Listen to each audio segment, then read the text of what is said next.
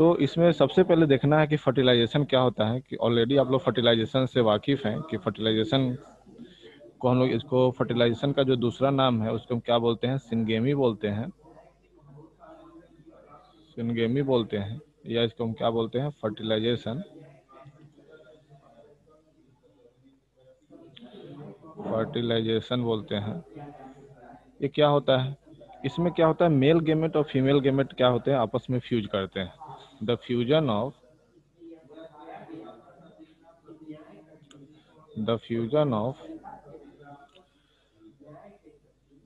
Nucleus of sperm, the fusion of nucleus of sperm and ovum is known as fertilisation. या simply ये भी लिख सकते हैं कि the fusion of male gamete and female gamete is known as fertilisation, कि male और female gamete का जो फ्यूजन कहलाएगा वो क्या कहलाएगा, फर्टिलाइजेशन कहलाएगा, फर्टिलाइजेशन कहलाएगा। तो फर्टिलाइजेशन होने से पहले क्या होता है कि जो मेल और फीमेल हैं वो दोनों कॉपुलेशन के प्रोसेस में जाते हैं। कॉपुलेशन प्रोसेस के बाद जो भी स्पर्म है वो कहाँ जाता है, ओविडक्ट में जाता है। और ओविडक्ट में जाने के बाद क्या होते हैं, वहाँ पे जो स्पर्म है वो क्या करते हैं, एग के साथ क्या करते हैं, एग में वो स्पर्म जो है इंटर कर जाते हैं, और उसके बाद उनका वहाँ पे क्या, दोनों का न्यूक्लियस आपस में फ्यूज होकर के क्या बनाते हैं, जाइगोट बनाते हैं। तो इसमें कौन कौन से इवेंट्स है इस प्रोसेस में, उसको देख लीजिए। तो पहला जो इसके अंदर जो इवेंट्स है उसमें देखा गया है क्या, कि जो male gamete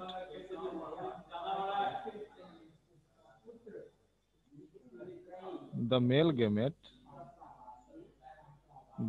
gametes enters, male gamete क्या होते हैं, इंटर्स करते हैं, कहाँ पे, इंटर्स इनटू फीमेल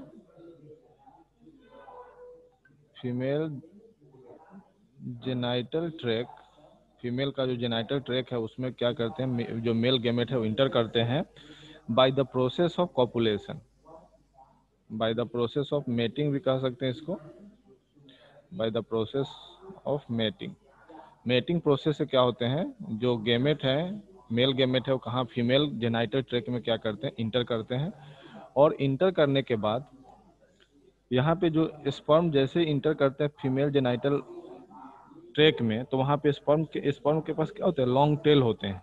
वो लॉन्ग टेल क्या करते हैं, स्पर्म को हाईली एक्टिव करते हैं, और वो उस एक्टिविटी के कारण, उस एक्टिव पोजीशन के कारण जो जो स्पर्म है वो फास्टली स्विम करके वो यूटेरस से कहाँ चल जाते हैं, फेलोपियन ट्यूब तक जाते हैं, जहाँ पे एग क्या है, प्रेजेंट है।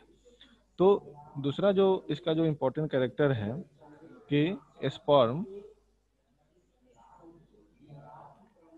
मूव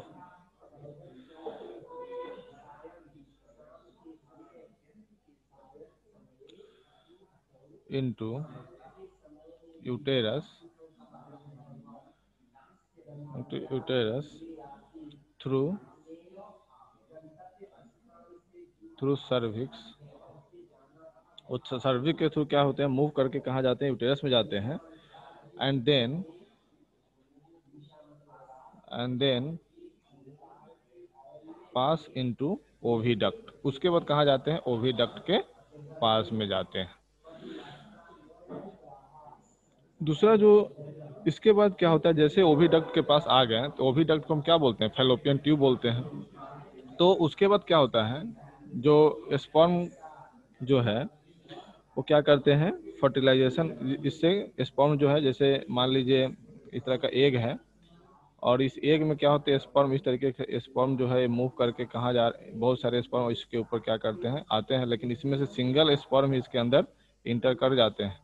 और इंटर करने के बाद क्या होगा कि यहाँ पे क्या होगा, जैसे स्पर्म क्या होंगे, इंटर करेंगे तो क्या होगा, फर्टिलाइजेशन होगा।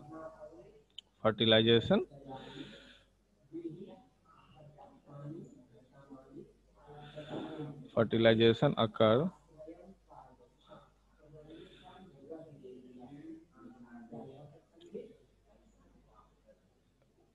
if an egg cell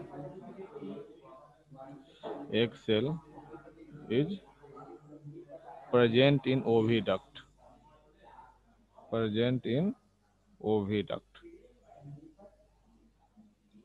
ठीक है। ये क्या है, आपका एग है। तो ये पर्टिकुलर क्या है, एग है। और इस पर्टिकुलर एग में क्या है, ये आपका जो ये जो इस तरह का स्ट्रक्चर दिख रहा है वो सब क्या है, स्पर्म है। तो स्पर्म क्या होता है, एग के साथ आकर के मिलते हैं और क्या क्या, क्या होता है, फर्टिलाइजेशन होता है। अब जैसे ये फर्टिलाइजेशन कब होगा, फर्टिलाइजेशन कब होगा, जब देखते क्या है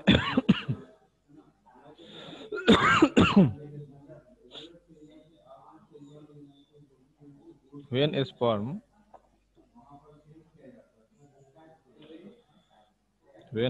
reaches the egg, it penetrates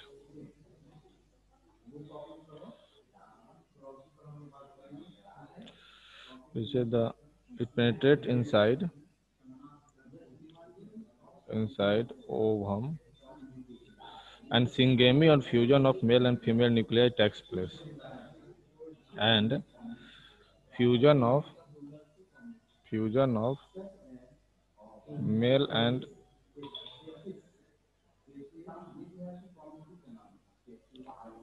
male and female nuclei takes place।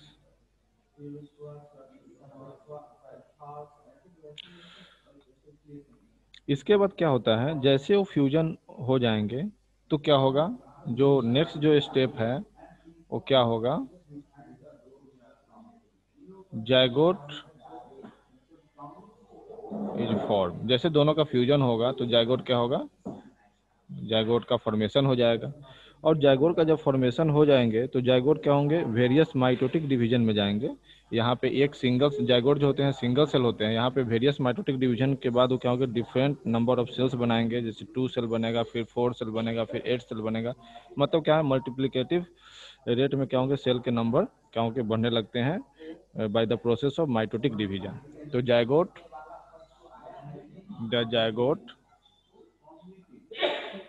the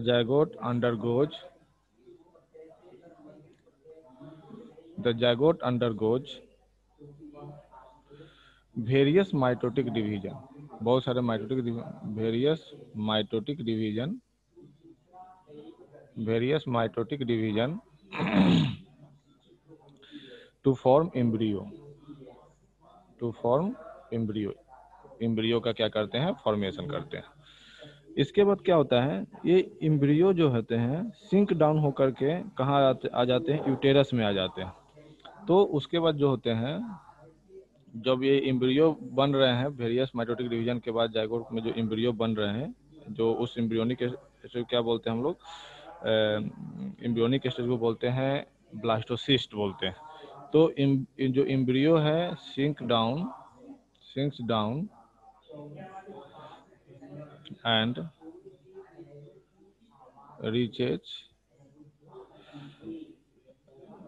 reaches into lining of the uterus, में क्या होता है, रीच कर जाता है। और उसके बाद क्या हो जाता है, जो नेक्स्ट स्टेप है, जैसे हो जाएगा यूटेरस में आ जाएगा तो यहाँ पे क्या होगा, इम्प्लांटेशन हो जाता है। जो ब्लास्टोसिस्ट है वो यूटेराइन वाल में क्या हो जाएंगे, डिपॉजिट हो जाएंगे, वहाँ पे इम्बेडेड हो जाएंगे यूटेरस के लाइनिंग में। तो उसको हम क्या बोलते हैं, इम्प्लांटेशन बोलते हैं। तो ये सारे इवेंट क्या होते हैं, आपके फर्टिलाइजेशन इवेंट्स होने के बाद ये सभी होते हैं। पहले तो फर्टिलाइजेशन हो जाएंगे, फर्टिलाइजेशन के बाद जायगोट बनेंगे, और जायगोट जब बन गया इसके बाद क्या हो गया, पोस्ट फर्टिलाइजेशन चेंज हो गया। तो पोस्ट फर्टिलाइजेशन चेंज में क्या होंगे, जायगोट जो है माइटोटिक डिवीजन में जाएगा, एम्ब्रियो बनाएगा। फिर एम्ब्रियो क्या होंगे, सीक डाउन होकर के कहाँ जाएंगे, यूटेरस में जाएंगे, और यूटेरस में उसके बाद क्या होगा, इम्प्लांटेशन होगा, और यहाँ पे क्या होगा, फर्दर बच्चे का डेवलपमेंट होना शुरू हो जाएगा एम्ब्रियो का। अब इसको हम डायग्राम से समझेंगे तो और ज़्यादा क्लियरली समझ में आएगा आप लोग को। तो हम इसको डायग्राम निकालते हैं, उसको आप लोग समझिएगा गौर से। अब इसमें देखिए कि जो डायग्राम है, अलग अलग डायग्राम आप लोग को क्या करेगा, इसको बेटर अंडर समझने में मदद करेगा। जैसे हम लोग जैसे ये डायग्राम जो आप लोग के सामने दिख रहा है, तो ये डायग्राम का क्या, इस डायग्राम से हम लोग समझेंगे कि ओवुलेशन कैसे होता है, उसके बाद कैसे कैसे फर्टिलाइजेशन हो रहा है, इससे आपको क्लियरली समझ में आएगा।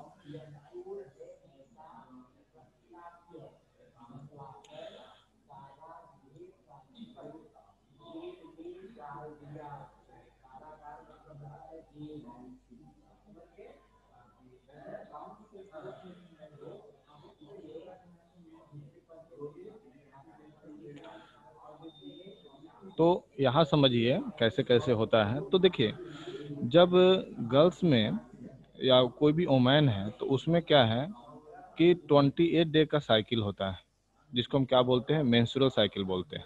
28 डे का जो साइकिल है वो क्या कहलाता है, मेंस्ट्रुअल साइकिल कहलाता है। और मेंस्ट्रुअल साइकिल क्या होते हैं, 2 से लेकर 8 दिन तक वोमेन्स में प्रेजेंट होते हैं।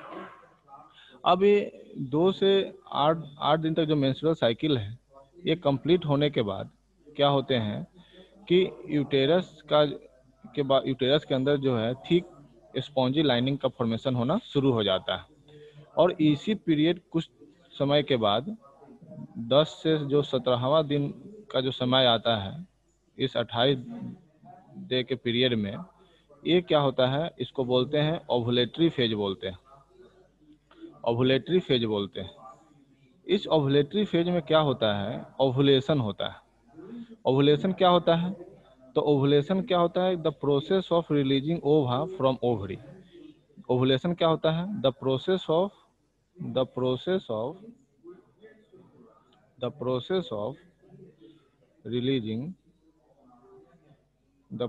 ऑफ रिलीजिंग ओवा फ्रॉम ओवरी।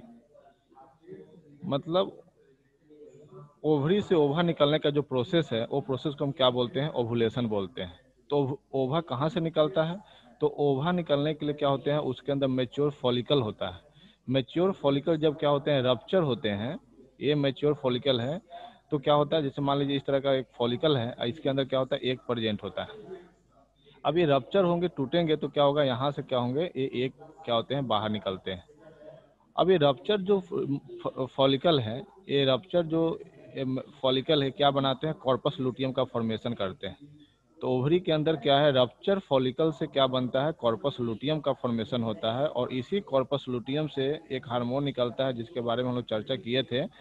प्रोजेस्टेरॉन जो है कहाँ से निकलता है, कॉर्पस लुटियम से निकलता है। ठीक है, वो कॉर्पस लुटियम बना कैसे, तो रप्चर मैच्योर फॉलिकल है, जो देखिए एक निकल गया, और एक निकलने के बाद जो फॉलिकल बच गया टूटा हुआ, वो टूटा हुआ फॉलिकल किस में चेंज हो जाता है, कॉर्पस लुटियम में।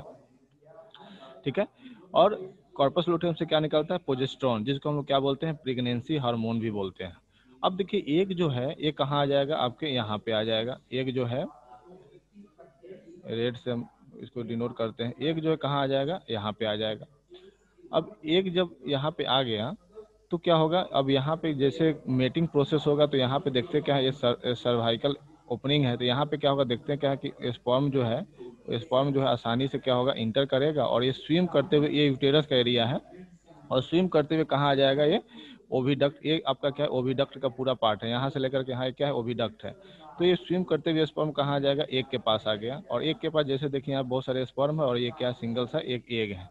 अब एक के साथ क्या होगा, ये एक इसमें से कोई भी एक सिंगल स्पर्म क्या होगा, अगर इंटर करने में अगर सक्सेस हो जाता है, तो क्या होगा, फर्टिलाइजेशन यहाँ पे इसका जो न्यूक्लियस है और इसके स्पर्म के पास जो न्यूक्लियस होगा, दोनों आपस में यहाँ पे आ जाएंगे, और दोनों आपस में फ्यूज कर जाएंगे। तो फ्यूज करने के बाद क्या बनेगा, फर्टिलाइजेशन हो गया। अब देखिए यहाँ पे देखिए दोनों का है, एक सेल का न्यूक्लियस है और यहाँ क्या है, स्पर्म सेल का न्यूक्लियस है। दोनों आपस में फ्यूज करेंगे और फ्यूज करेंगे तो क्या बनेगा, फ्यूज करेंगे तो क्या बनेगा, ये जाइगोट का फॉर्मेशन हो गया। अब ये जाइगोट जो बना, अब इस जाइगोट में क्या होगा, फर्दर माइटोटिक डिवीजन होगा। अब एक जाइगोट है और एक जाइगोट क्या हो गया, एक जाइगोट से क्या हो गया, दो जाइगोट, दो, एक जाइगोट क्या होता है, सिंगल सेल होता है, सिंगल सेल होता है। और इस सिंगल सेल में जब क्या हो गया, माइटोटिक डिवीजन हुआ तो एक सिंगल सेल क्या बना लिया, दो सेल बना लिया, एक सेल ए बन गया और एक सेल क्या हो गया, ए बन गया। अब ये दो सेल बने, फिर माइटोटिक डिवीजन होगा इसके पास, तो दो सेल से कितने सेल बन गए, चार सेल बन गए, एक सेल ए हो गए, एक सेल ए हो गए, और फिर ये चार सेल का फॉर्मेशन कर दिए। अब ये चार सेल के फॉर्मेशन होने के बाद फिर क्या होगा, चार से क्या बन जाएंगे, टोटल 8 सेल बन जाएंगे, 8 सेल स्टेज बन जाएंगे। और 8 सेल स्टेज के बाद फिर क्या बन जाएंगे, 16 सेल स्टेज बन जाएंगे। मतलब क्या, जो 8 और 16 सेल स्टेज होते हैं यूटेरस के अंदर, उसको हम पर्टिकुलर एक नाम देते हैं, उसका नाम क्या है, मोरूला। जो जाइगोट से जो 8 और 16 सेल स्टेज का जो फॉर्मेशन हो रहा है, उसके लिए एक पर्टिकुलर नाम क्या है, मोरूला नाम है इसका। और मोरूला फर्दर, इसमें फर्दर चेंजेज आके क्या बनाते हैं, ब्लास्टोसिस्ट बनाते हैं। अब ब्लास्टोसिस्ट कैसे, जैसे बहुत सारा सेल इसके अंदर क्या है, मोरूला के अंदर है 16 सेल, 16 सेल होगा। अब 16 सेल क्या होंगे, आपस में अरेंज करते हैं, अपने आप को क्या करते हैं, अरेंज करते हैं। कुछ पेरीफेरी में करते हैं अरेंज, कुछ पेरीफेरी में अरेंज करते हैं और कुछ सेंटर में रह जाते हैं। तो पेरीफेरी वाले को हम क्या बोलते हैं, ट्रोफोब्लास्ट बोलते हैं। पेरीफेरी वाले को क्या बोलते हैं, ट्रोफोब्लास्ट बोलते हैं। और इसको अंदर वाले को क्या बोलते हैं, इनर सेल मास बोलते हैं, इनर सेल मास बोलते हैं, इनर सेल मास। अब ये इनर, ये जब क्या हो जाएंगे, जब टोटली जब वेल तरीके से अरेंज हो जाएंगे इनर सेल मास, तो क्या होंगे, ये ब्लास्टोसिस्ट क्या हो जाता है, ये जो यूटेरस, ये जो मोटा सा लाइनिंग दिख रहा है यूटेरस के अंदर, ये इसके अंदर क्या हो जाते हैं, ब्लास्टोसिस्ट क्या हो जाते हैं, इम्प्लांटेड हो जाते हैं। ब्लास्टोसिस्ट क्या हो गया, ब्लास्टोसिस्ट क्या होगा इसके अंदर, ये ब्लास्टोसिस्ट क्या होगा, इम्प्लांटेड होगा। अब इस प्रोसेस को क्या बोलते हैं, इम्प्लांटेशन बोलते हैं। अब जैसे इम्प्लांटेशन हुआ, उसके बाद जो फर्दर डेवलपमेंट होता है वो कैसे होता है, बच्चे का, बच्चे को न्यूट्रिशन के लिए प्लासेंटा का फॉर्मेशन होने लगता है। अब हम लोग देखते हैं कि प्लासेंटा क्या होता है। तो प्लासेंटा क्या होता है, तो इम्प्लांटेशन के बाद क्या होगा, जैसे जब एम्ब्रियो इसके अंदर डिपॉजिट हो जाएगा, तो उसके बाद क्या बनेगा, प्लासेंटा का फॉर्मेशन होगा। और यही प्लासेंटा क्या करेगा, उस पार्टिकुलर जो बच्चे का डेवलपमेंट हो रहा है, एम्ब्रियो का जो डेवलपमेंट हो रहा है, उसको न्यूट्रिशन देने का काम करेगा। तो प्लासेंटा क्या होता है ये समझ लेते हैं, उसका स्ट्रक्चर कैसा होता है, उसका फंक्शन क्या होता है। क्योंकि एग्जाम पॉइंट ऑफ व्यू से जो प्लासेंटा के बारे में हमेशा क्वेश्चन पूछा जाता है और ये आपके लिए बहुत ही जरूरी है। तो इसके बाद देखते क्या है, इसके बाद जो जो इम्प्लांटेशन के बाद क्या बनना शुरू हो जाएगा, प्लासेंटा बनना शुरू हो जाएगा, प्लासेंटा। अब ये प्लासेंटा क्या होता है, तो प्लासेंटा क्या है, it is a special tissue, it is a special tissue, it is a special tissue that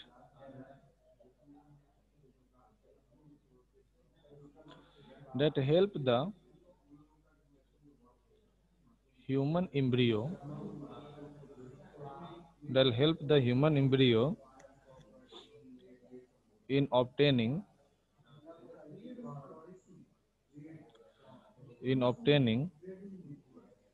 nutrition,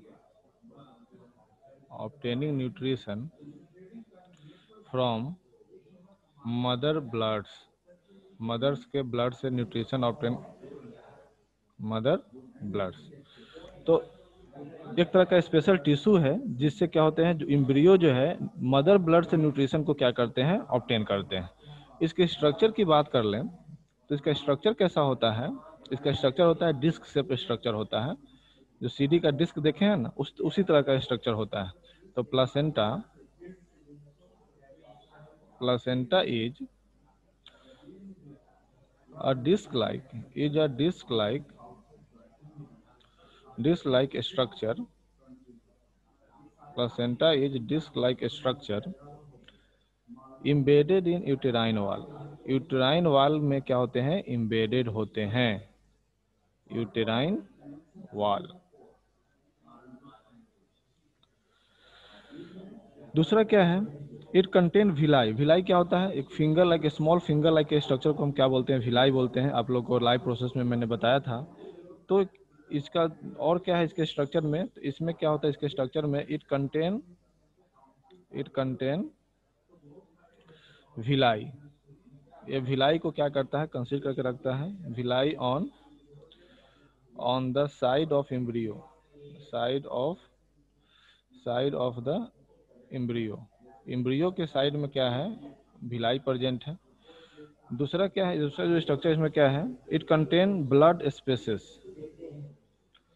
it contain blood spaces on mother side. बच्चे के साइड में क्या है? भिलाई है, और मदर साइड में क्या है? ब्लड स्पेस है। It contain blood space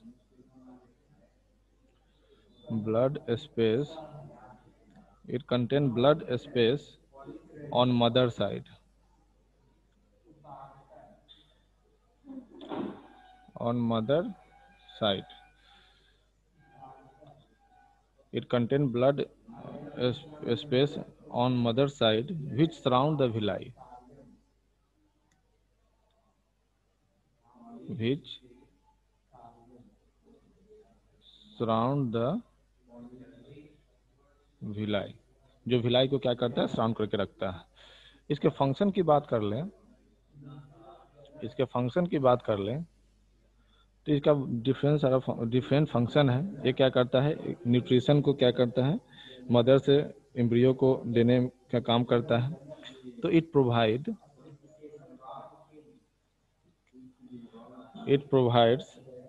a large surface area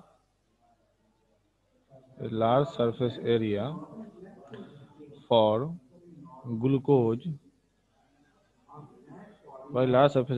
glucose and oxygen to pass from mother blood to embryo, mother blood to embryo। और दूसरा जो है इसका इम्पोर्टेंट फंक्शन है कि वेस्ट, मेटाबॉलिक वेस्ट को एम्ब्रियो से बाहर निकालता है। It also remove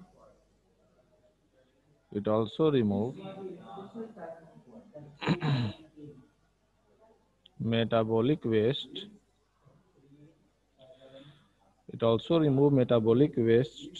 from the embryo। वो एम्ब्रियो से क्या करता है? मेटाबॉलिक वेस्ट को बाहर निकालता है। तो ये सब क्या थे? कुछ फंक्शन है, और ये बहुत ही इंपॉर्टेंट है। आपके सीबीएसई में हमेशा क्वेश्चन पूछा जाता है। इसमें क्वेश्चन आपको किस तरह का फ्रेम होगा, आप लोग को होमवर्क में हम दे देंगे, और उसको आप लोग लिख करके रखिएगा। नेक्स्ट जो, जैसे अब ये जैसे प्लासेंटा का फॉर्मेशन हो गया, तो बच्चे के डेवलपमेंट के लिए टोटल जो पीरियड लगता है 9 मंथ का पीरियड होता है। उस पीरियड को क्या बोलते हैं? जेस्टेशन पीरियड बोलते हैं। प्लासेंटा फॉर्मेशन हो गया, अब आराम से बच्चे का उसके अंदर क्या होगा? डेवलपमेंट होगा। जेस्टेशन पीरियड में क्या होगा? डेवलपमेंट होगा। और जेस्टेशन पीरियड कितने दिन का होता है? 9 मंथ का होता है। तो इसको क्या बोलते हैं? द पीरियड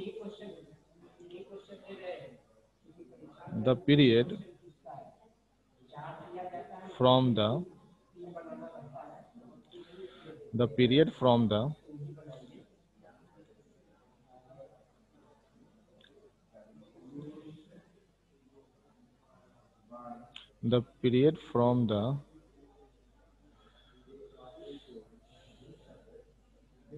the period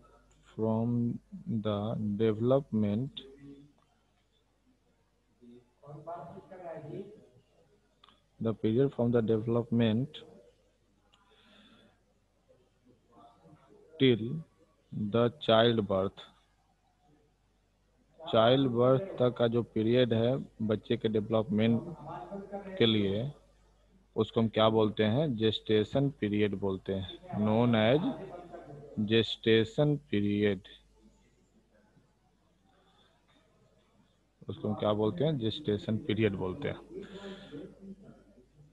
अब जेस्टेशन पीरियड होने के बाद बच्चे का क्या होता है, बर्थ होता है, उसको क्या बोलते हैं, पार्टूरेशन बोलते हैं, इसको बोलते हैं चाइल्ड बर्थ। और चाइल्ड बर्थ के लिए जो रिस्पॉन्सिबल हार्मोन है उसको हम बोलते हैं ऑक्सीटोसिन हार्मोन। इसको क्या बोलते हैं, बर्थ हार्मोन भी बोलते हैं, बर्थ हार्मोन। और प्रेगनेंसी की जांच करने के लिए जो हार्मोन्स होते हैं वो क्या होते हैं, प्रोजेस्टेरोन होता है। जो भी आप देखे होइएगा, जो भी प्रेगनेंसी किट आता है उसमें क्या होता है, प्रोजेस्टेरोन क्या होते हैं, उस हार्मोन को फिलअप किया जाता है। और उसको, उससे क्या होता है, पता लगाते हैं कि प्रेगनेंसी पॉजिटिव है या निगेटिव है। तो क्या होता है, जब ये हार्मोन्स निकलता है तो यूटेरस के अंदर स्ट्रॉन्ग रिदमिक कंट्रैक्शन होता है, strong rhythmic contraction, strong rhythmic contraction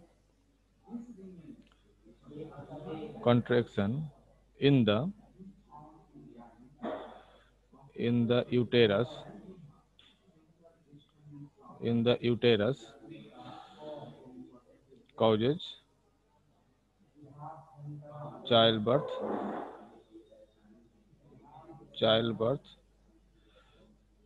to takes place।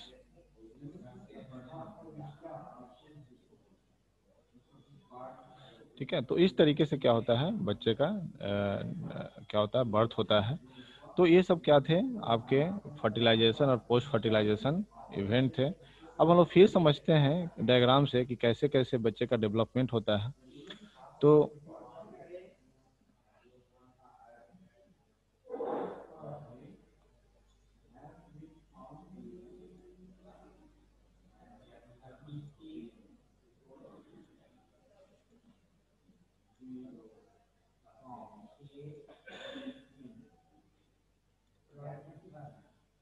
अब देखिए यहाँ पे जो हम लोग पढ़े थे, इम्प्लांटेशन तक पढ़े थे। अब इम्प्लांटेशन ये सब क्या था, जैसे अब